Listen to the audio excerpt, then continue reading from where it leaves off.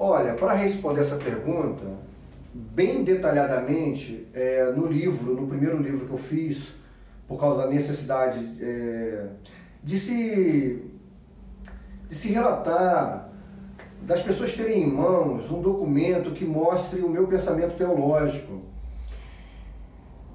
Quando a gente fala de dinheiro, de igreja, eu acredito que a primeira coisa é salário, é vida pastoral, é carro do ano blindado, é um aviãozinho. Não tem nada disso. Não vai ter nada disso. Eu deixo bem claro no livro, e agora, apesar que eu acho que eu já falei isso em algum vídeo, lá na loja do Paulo, na livraria Bom Pastor, eu penso que eu sou psicanalista, eu digo que eu estou psicanalista, eu sou pastor, e que Deus vai me sustentando, enviando pacientes ou clientes, como queiram ser chamados. A verdade é que a minha base é Cristo como meu Senhor, que diz que veio para servir e não ser servido. Isso me dá um choque de realidade.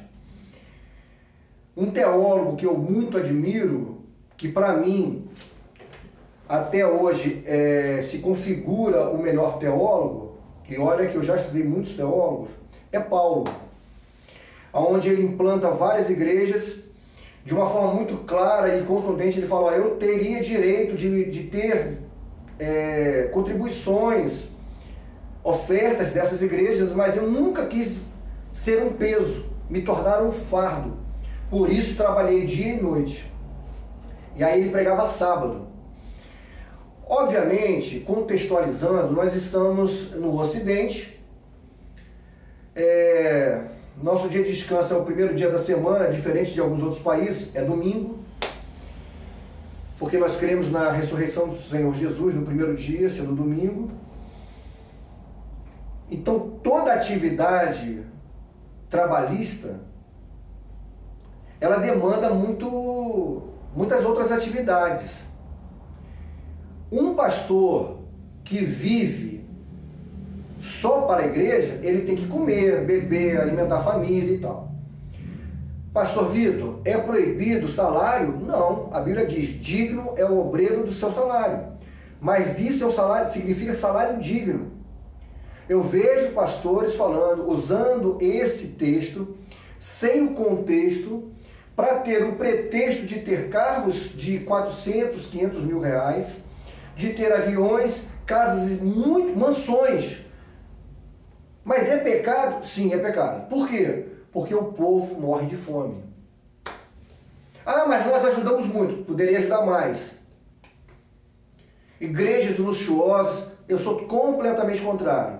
Tudo isso está discriminado no livro. Tirando o som da igreja e os bancos, por questões de saúde e de bom andamento daquilo que nós propomos, fala, pregação e louvor, todo o restante, parede, chão, tudo, será o mais simples o dia que o Senhor nos der um terreno e formos ter um templo. O dinheiro tem que ser investido em vidas. Nossa igreja não vai ser uma igreja que vai ter dinheiro e mais dinheiro na conta. As pessoas têm que ter a liberdade dos mais necessitados para deixarem de ser os mais necessitados. Sobre o meu salário, não vai ter salário.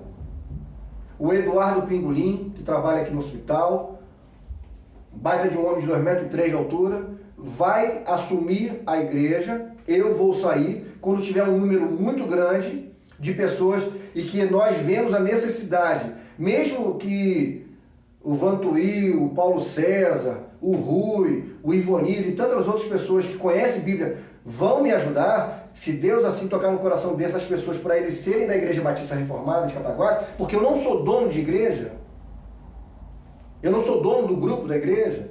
Mesmo Deus me dando essas pessoas, nos dando um ao outro para ajudar, a responsabilidade maior é minha.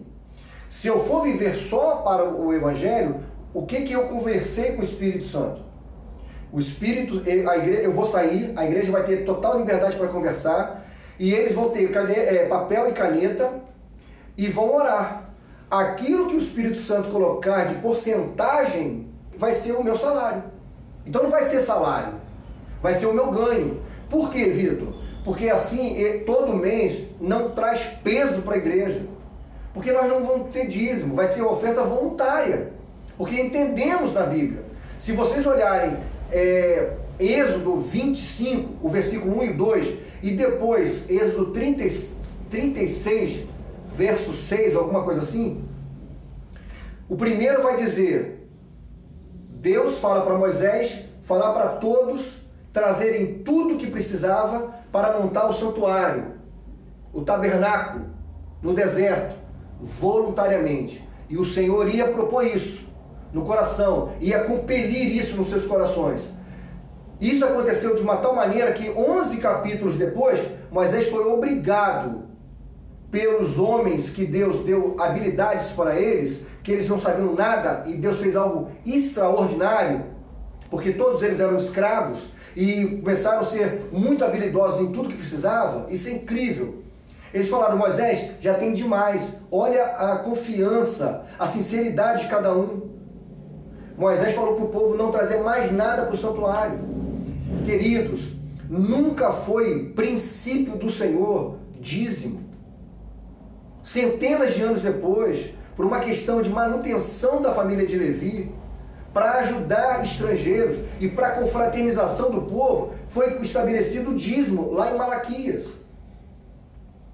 Quer dar dízimo? Não é pecado. Você separar 10%, dízimo significa isso, 10% do que você ganha. Você quer dar 10% do que você ganha? Você pode dar. Mas você pode ter muito mais liberdade. Essa é a questão. Então, resumidamente, sobre finanças, nós pensamos dessa forma. Agora, se você entrar no grupo da igreja, se você quiser ser um membro da igreja, aí você vai saber com bastante detalhe tudo que nós vamos fazer. Que Deus te abençoe.